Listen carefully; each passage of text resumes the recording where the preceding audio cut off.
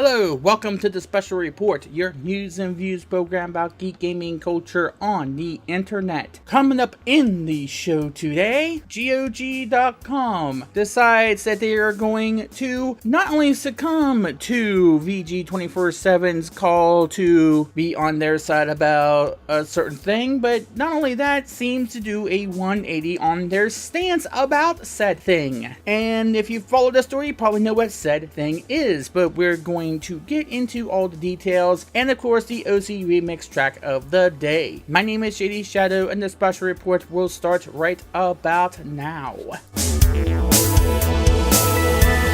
The CD Projekt Red owned GOG.com, the so-called DRM-free alternative to Valve's Steam platform, got in a little bit of hot water, as it would appear. However, their response to the said hot water has just made the hot water boil over as a direct result. First things first, the actual tweet that got them into hot water in the first place. The tweet had to do with the game Postal 2 Paradise Lost, which is, as I think it might be now on GOG, or it was an announcement that it was on sale, or what have you. I do not really know what exactly they were advertising here. However, this is the tweet that got a lot of people upset, saying, quote, "A game that wears its heart on a sleeve that is rarely safe for work. Postal 2 Paradise Lost," with the link in no filter, no DRM. It is a picture in of itself that has gotten them into the first bit of hot water. As you can see, it is a picture of a main character of Postal 2 urinating on a tombstone that says "Games Journalism, committed suicide August 28th, 2014. Now, in case you are not aware of the significance of that date, that is the date that Leigh Alexander originally published the Gamers Are Dead article, the one that many people allude to as what was set to become a major turning point in how people see games journalism. However, it has a lot of stigma because some people, on the wake of the entire debate boiling over about that subject, got harassed and attacked by those people who really did not understand how to correctly debate those topics. Furthermore, there were also people on the games journalism side that used those attacks in order to slime just about everybody that wanted to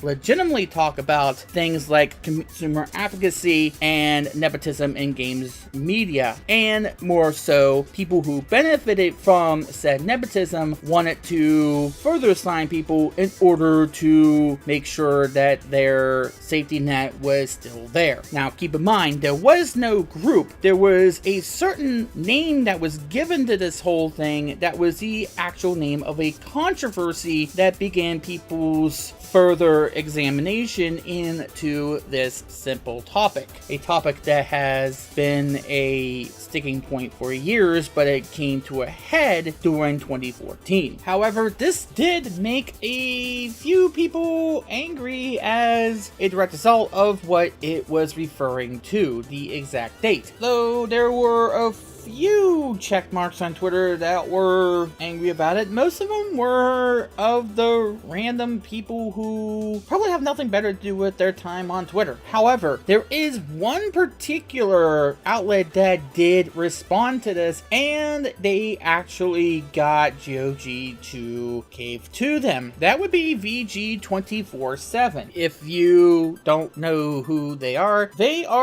owned by Gamer Network, the same people who own Eurogamer and Rock Paper Shotgun. They actually do employ Nathan Grayson, who, if you know anything about what he's been accused of, you will no doubt know the direction that VG24-7 is going to take, because quite frankly, I don't see anyone within this network actually sticking up for actual gamers. Because quite frankly, why would you trust somebody who would actually be in the independent and actually say what's on actual gamers' minds, and instead go to someone who is probably bought and paid for by bigger corporations, right? So VG24-7, who by the way will bug you to hell and back about taking off ad block if you want to view any more of their site whenever you try to visit any of their sites. Yeah, that's one of the things that VG24-7 has done. They will force you to turn off ad block in order to see their site. That is why we're using an archive version of the particular story that has gotten GOG to respond in a way that would anger an average gamer who is sensible and courteous to minorities online while worrying about nepotism and having good transparency within the gaming coverage that they read and see. Now, I'm gonna quote this ad verbatim as what VG24-7 put up. Keep in mind in that the name of the actual incident, the name of the actual controversy is put into this article. And because it is going to be a quote, I'm going to say the name of it, and just saying the name is enough to drive some people batty, so I don't mean to, it's just what they put there. So be advised of that. I'm not the one who put it there. Saying, quote, VG24-7 pulls support and coverage of GOG.com following pro Gamergate tweet. What does that even mean anyway? With the story following a recent now deleted tweet from digital distribution platform GOG.com, VG24-7 is pulling its support of the storefront for the foreseeable future. In the past, our site has promoted GOG as a DRM-free alternative to Steam, and we've even supported the retailer with VG24-7 themed sales on the front page of the site. Did you disclose that VG24-7 was sponsoring that, by the way? Today, GOG tweeted out a promotional gift for Postal 2, which is not the problem. The gift contained an image of someone pissing on a headstone marked games journalism, which also isn't the problem. The problem is that the gift can be interpreted as a dog whistle that panders to hate group Gamergate, which itself has been proven to lead to radicalism and even murder. Of course, they're talking about the Lane Davis story, a guy who, by far and large, even those people who were more extreme into that discussion in 2014 did not really want him there, as he was eventually pushed out of several of those communities that were talking about those types of issues. And even those people who were talking more about the feminism part of the discussions were not exactly kind to his kind of rhetoric. He was that extreme. Yes, I actually do my research on these stories. I don't just believe the first thing that comes out of people's mouths. The story goes on saying that it has destroyed lives, and we're very disappointed that GOG has furthered the divide between those who cover games and a vocal minority that hate games journalists, women, and minorities. I didn't know games journalists was a minority, but let's continue. It could be that GOG didn't know the significance of the dates on the headstone, but until we know the company is taking proper action to find out how this happened, we are pulling support. Now, GOG had responded to VG24-7, who said that apparently games journalists are viewed the same as any kind of minority. I don't know how that is even possible, but they actually did respond to this. They responded on Twitter saying, quote, "We'd like to follow up on our recent tweet about Postal 2 to share our apology and a few thoughts. 1. The intention behind our tweet was to inform about a release known for controversial content. 2. Unfortunately, we failed to make the association between the image, the date, and an abusive movement. And finally, our intent was never to hurt or condone hate."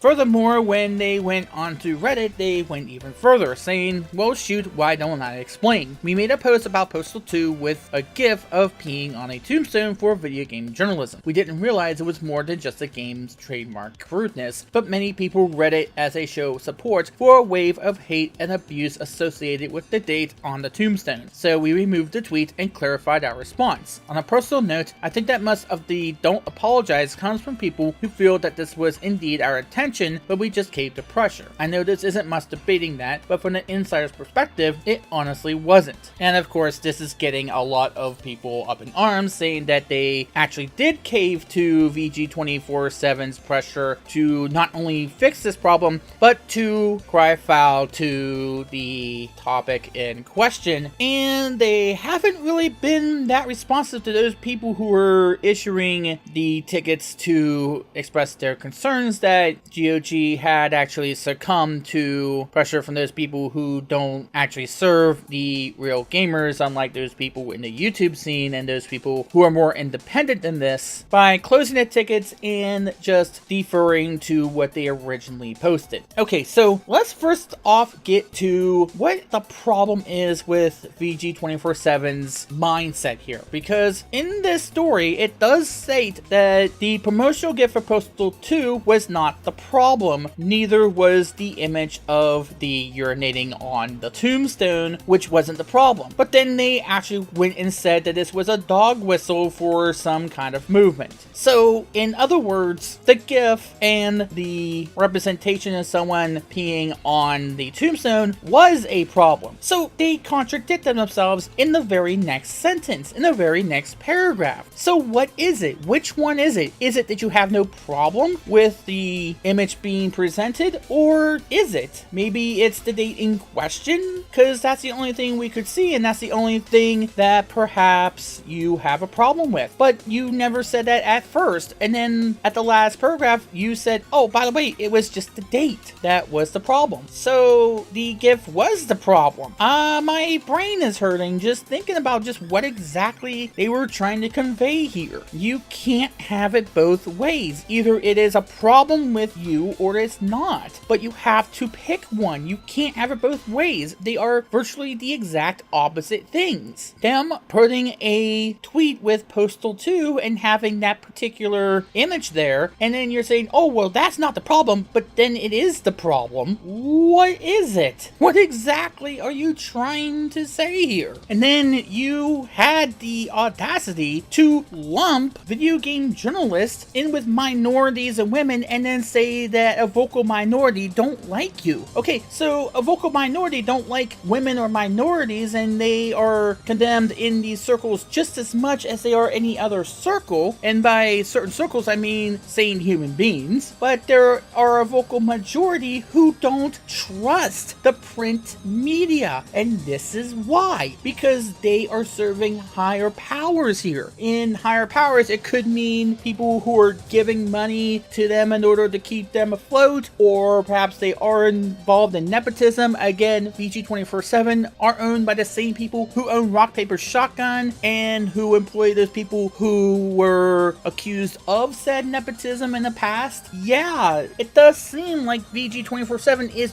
trying to say, without actually saying it, that they had a problem with them saying that video game journalism is dead, at least in the print form. Because there have been many cases, even before 2014, even before 2008, that video game journalists have had a degree of bias within them. And of course, you can say that there's always going to be a degree of bias when you're talking about reviews and stuff like that. That is to be expected. But when you're talking about sponsored content and you don't disclose that you are being sponsored by a person, or a person is a friend of yours, and you don't say that, then you lose trust from your readers. And then when you go and attack them for calling you out on it, and you label them with whatever hysteria you want to bring to the table, especially when there's people like Lane Davis who are going to use whatever is the flavor of the year at that point that people are talking about in order to get himself noticed, then yeah, of course you're going to have people say, you know what, you don't really speak for me. You don't really speak for gamers. You're just there to make sure that your revenue is still afloat, that you still have income coming in. And you are not actually trying to make me have an informed decision, to help me make an informed purchase. You're not helping me to do that. You're just protecting the people who own you. You're protecting your pocketbooks. You're protecting your livelihoods. You're protecting your jobs.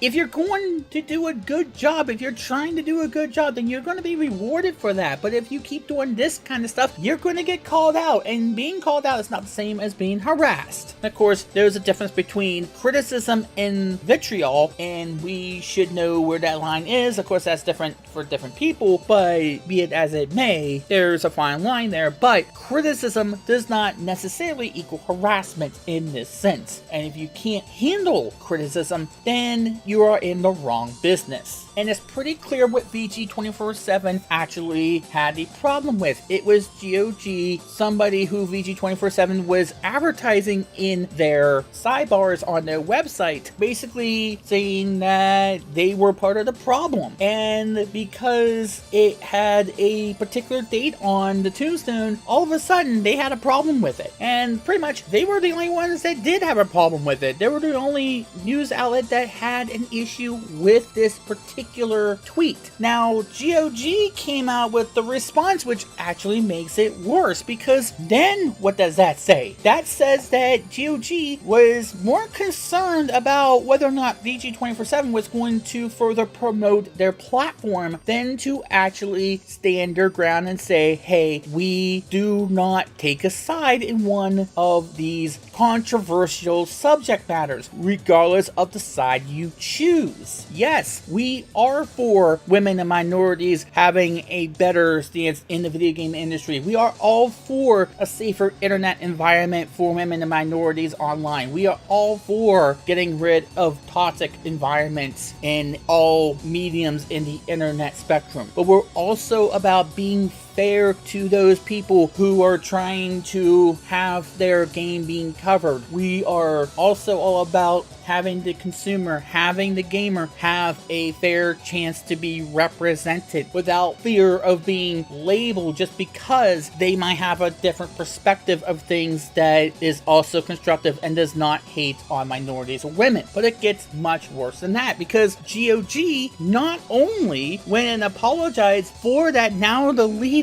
tweet, and by the way, VG24-7 has not actually said whether or not they're going to reinstate GOG on their site now. They haven't really said that much as of the recording of this video, but GOG seemed more concerned about whether or not VG24-7 is going to promote them more than standing their ground and saying, hey, we're not taking a side one way or the other on this very controversial topic. We just are here to promote a game. And that's all that is. It's a video game. It is a gift for a video game. Had nothing to do with anything than that. And maybe GOG did sell out here, sell out to a corporate master. Keep in mind that even though VG24-7 went after GOG, they're not going after Postal 2. They did not say anything about Postal 2 having that image in there in the first place. They did not go after the developers of Postal 2, which, by the way, this tombstone, it's actually in the game. It is a part of the game. You actually can do this in Postal 2 Paradise Lost. Why are they not going after the developers of Postal 2? There's a good reason. It's because they can bully GOG all they want, because GOG has a partnership with them apparently. But Postal 2, if you go after them, it's going to be a much different response. And to be quite honest, they didn't actually review Postal 2 Paradise Lost. Not many critics did. It only has 2 critic reviews on Metacritic right now, as if you should take Metacritic's word for anything. But yeah, if you're going to go after anybody because that tombstone was in the game, go after the people making the game. Don't go after GOG because they decided to use a random image from the game. I mean, maybe you could have said, hey, this has a lot of people who are still sensitive about this topic, and maybe it's stroking the fires a little bit too much here. Maybe you could have said that, and perhaps people could understand that maybe they shouldn't have taken a side here. But be it as it may, you didn't do that. You actually told them, hey, we have a side on this discussion. We have taken a side, and you better take the same side that we are or else. And then they're saying, you know what? We didn't get pressure, but we are going to do exactly what you said anyway. Because, let's be quite honest, GOG is trying to make sure that their advertising is still on the site. That's all this is. If VG24-7 hadn't said anything, you would still see that tweet still there. I guarantee it.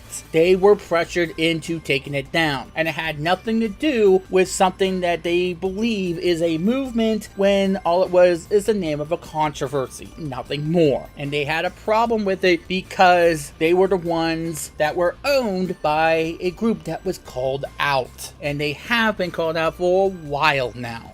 There's a lot of people that believe that GOG has catered to a mob mentality here, and it gets even worse when you consider that GOG is owned by CD Projekt Red, the same people who did not budge about The Witcher 3 and has been attacked for Cyberpunk 2077 lately. Is this a sign that CD Projekt Red is going to change content in Cyberpunk 2077 now that we're seeing this begin to happen?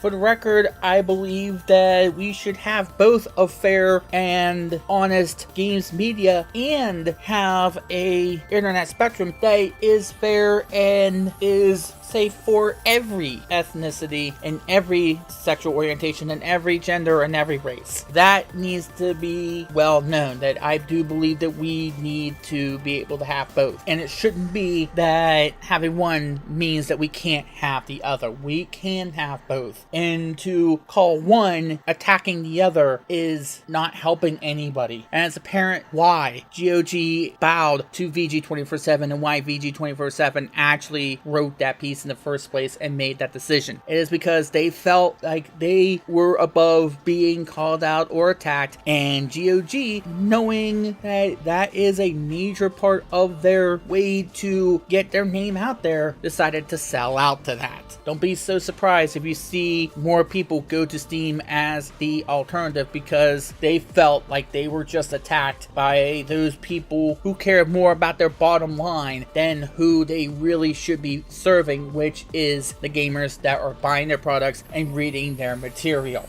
You become no better than Sean Hannity of Fox News, who still cannot admit that he has the same quote-unquote problem solver as Donald Trump did. They are no better than the right-wingers they claim to be against. And that's going to do it for this edition of the Special Report. However, as you no doubt know, we are going to do the OCRemix Track of the day to continue on the legacy of Total Biscuit. And let's pick a track from Sonic the Hedgehog 2. This was one of my favorite tracks from the game, the Metropolis Zone. It sounded more like a game show theme than anything else. I pictured maybe a game show using this theme on their television show. This remix is entitled Sonic Metro, Sonic with a K at the end, from Analog. It is a pretty jazzy, pretty groovy theme to it, so I figured why not just do this one, because they don't have anything for Postal, which would be quite fitting for this particular video. Of course, if you like this video, please give it a thumbs up. I would love to hear your thoughts on the topic of the day, and also be sure to hit that subscribe button for more geek gaming culture, and hit that bell to be reminded for more geek gaming culture. My name is JD Shadow, and that just happened.